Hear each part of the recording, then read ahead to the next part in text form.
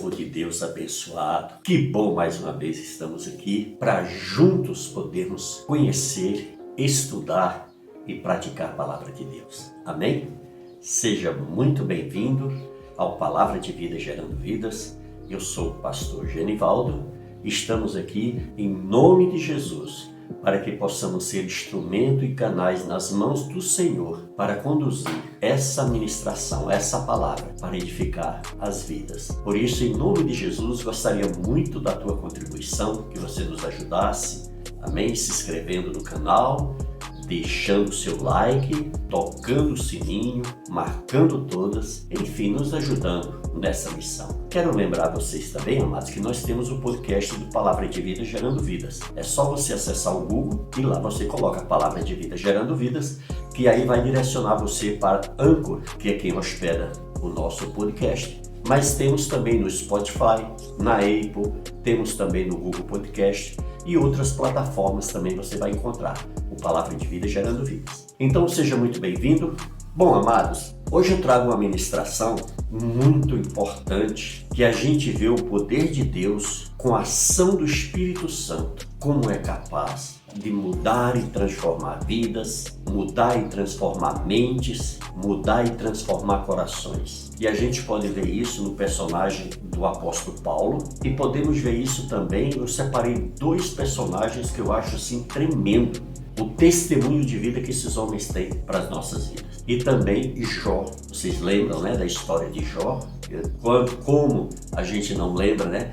Desde pequeno, que muitos ouviram seus pais contando essas histórias, também nas escolas bíblicas dominicais das igrejas, quando acompanhavam os pais, os filhos sempre iam passar a linha e lá essas histórias eram contadas. Então são dois personagens, amado, tremendo, que o Senhor registrou na sua palavra, nas escrituras sagradas, e que nos traz lições tremendas até os dias de hoje, para você ver como é tremenda a palavra de Deus. O Senhor diz que a sua palavra renova-se a cada dia, e é isso que acontece, amados. Eu amo esse texto aqui que está em Atos dos Apóstolos, capítulo 9, que diz assim: Saulo, respirando ainda ameaças e morte contra os discípulos do Senhor, dirigiu-se ao sumo sacerdote. Lhe pediu cartas para as sinagogas de Damasco, a fim de que, caso achasse alguns que eram no caminho, assim homens como mulheres, os levasse presos para Jerusalém. Seguindo ele, estrada fora, ao aproximar-se de Damasco, subitamente uma luz do céu brilhou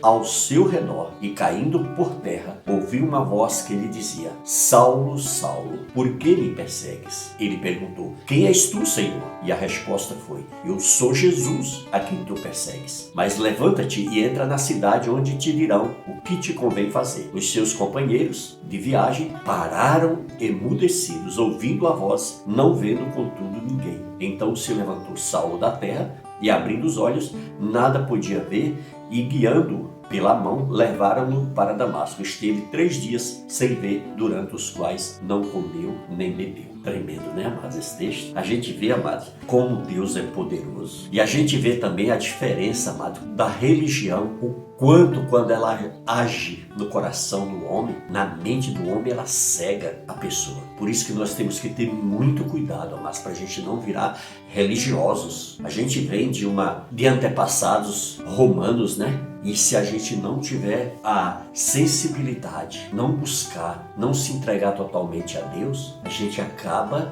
mergulhando e se tornando um religioso, começando a julgar tudo, e a gente vai se tornando pessoas desagradáveis, na verdade, não é isso? Então, amados, eu olho a história de Saulo, eu acho tremendo o poder da cruz, o poder do sacrifício de Jesus, como foi perfeito e completo. Amém? A ponto de impactar a esse Paulo, que até então era um perseguidor dos cristãos. Ele não suportava cristãos. Ele ia até o seu chefe, até o seu encarregado, até o seu líder, pedir cartas. Para quê? Para açoitar e até matar os cristãos que ele encontrasse pelo caminho. Porque ele era religioso, ele fazia parte da religião judaica da época. Era a religião forte que existia na época. Amém, querido? Por isso que a gente tem que ter muito cuidado em relação às religiões da nossa vida. Porque foi essa religião que deixou Paulo cego e deixou Paulo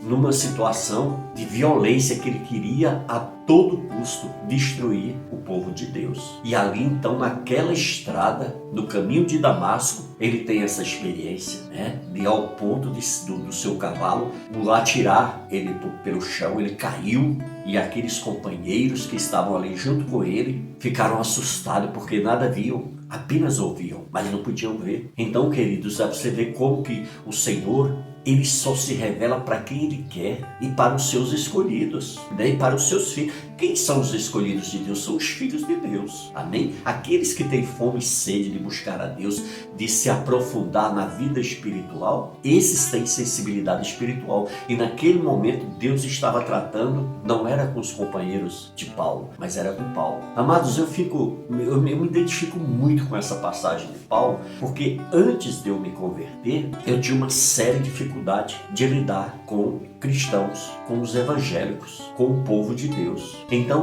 sabe, o diabo colocou na minha cabeça o seguinte, que aquele povo estava errado, que aquele povo queria ser certinho, mas na realidade eles eram errados. E o diabo, então, não perdeu a oportunidade, sabe, de mostrar muitas pessoas com problemas espirituais, pessoas com a vida bagunçada, em pecado, em escândalo, nessa situação para quê? Para tentar deturpar a imagem do povo de Deus para mim. E aí eu ia absorvendo aquilo e cada vez mais eu ia criando mais raiva, pavor de crente. Eu não suportava as pessoas, muitos que vinham pregar para mim, eu até expulsava, né? E falava de forma muito rude, ignorante. Ah, sai daqui. E eu falava ainda. Aí eles perguntavam, quer aceitar Jesus? Eu digo, eu já aceitei Jesus desde o dia que eu nasci. Então eu tinha as respostas na ponta da língua para retrucar essas pessoas. Você entendeu, queridos? E aí a gente vê a ignorância espiritual que a gente é. E aí foi preciso que eu passar também por uma experiência profunda com Deus. Entendeu, amados? Para quê? Para poder a ficha cair para mim, para poder eu entender que eu era um religioso e um mau religioso, porque eu não era um religioso daquele de praticar, de viver aquilo que me ensinava. Eu era um religioso só para botar defeito nas pessoas, só para encontrar erros nas pessoas, entendeu? Para me apontar os erros deles. Eu estava igual aqueles que Jesus repreendeu, né? Hipócrita, tira a primeira trava do teu olho para depois tu mostrar a trava do olho do teu irmão. Então, mas eu era muito daquele de apontar o dedo para os outros e não olhava para mim, para o meu interior. Entendeu, queridos? Que eu era uma pessoa grossa, ignorante, prepotente, arrogante, e eu não admitia essas falhas na minha vida. Oh, queridos, e quantas pessoas que não se encontram nessa situação? Quantas pessoas que não estão sofrendo retaliações espirituais porque elas ignoram essas coisas? Elas acham que porque não rouba, não mata, não adultera, elas estão perdoadas por Deus. E ainda tem uns que ainda tem a cara que pode falar, né? Mas Deus me conhece. Ele sabe que eu sou assim mesmo. Queridos, todos nós nascemos e nos contaminamos e nos enchemos de deformações espirituais, não é mesmo? No nosso caráter. E isso o que acontece? A gente precisa mudar, precisa reconhecer e precisa o que? Renunciar, abrir mão, deixar que haja uma mudança repentina e brusca na nossa vida. Para quê? Para que a gente venha viver verdadeiramente feliz. Às vezes a gente se mata de trabalhar, constrói casa bonita, compra carro novo, vive uma vida de luxo dentro de casa, mas não é feliz, mas não tem paz, mas vive em conflito consigo mesmo. E por não resolver esses conflitos internos, a gente faz o que? A gente começa a atacar as pessoas. E aí começa a vir as brigas, as discussões, as confusões, porque muitas vezes a gente não quer abrir mão, não é verdade? Amados, eu separei aqui também, lá no livro de Jó, uma passagem que eu acho muito linda, amém? Maravilhosa. E que eu tenho certeza que você já teve o privilégio de ler o livro de Jó, e se você não teve ainda, tenha, amém? Olha só, Jó capítulo 1, diz assim: havia um homem na terra de Uz, cujo nome era Jó, homem íntegro e retamente a Deus, e que se desviava do mal. Nasceram-lhe 7 filhos e 3 filhas. Possuía 7.000 ovelhas, 3.000 camelos, 500 juntas de bois e 500 jumentas. Era também muito numeroso o pessoal ao seu serviço, de maneira que este homem era o maior de todos os do Oriente. Entendeu? Então veja bem, amados, esse homem, ele era um homem de respeito na sua comunidade. Ele era um homem que gerava emprego na cidade. Tinha vários funcionários que trabalhavam para ele. Era um pai de família. Era um homem que as pessoas olhavam e via ele todo certo, todo certinho, não é isso? Ele era tão certo que, veja bem, no dia em que os filhos de Deus vieram apresentar-se perante o Senhor, veio também Satanás entre eles. Então perguntou o Senhor a Satanás: de onde veio? Satanás respondeu ao Senhor e disse: de rodear a terra e passear por ela. Perguntou ainda o Senhor a Satanás: observaste o meu servo Jó? Porque ninguém há na terra semelhante a ele, homem íntegro e reto, temente a Deus e que se desviava do mal. Viu aí? Então ele era um homem íntegro. A sua integridade, o seu caráter era irrepreensível, era irreparável. O próprio Deus estava testificando do caráter de Jó, das atitudes de Jó. Se você olhar o texto aí um pouquinho aí no versículo 5, você vai ver que ele era um homem que ele se preocupava em orar pela sua família. Então, amados, a gente olha assim, Jó é um padrão de homem abençoado, não é isso? Mas o que acontece? O Satanás vai diante de Deus e fala para Deus que Jó também só é assim porque Jó tem tudo.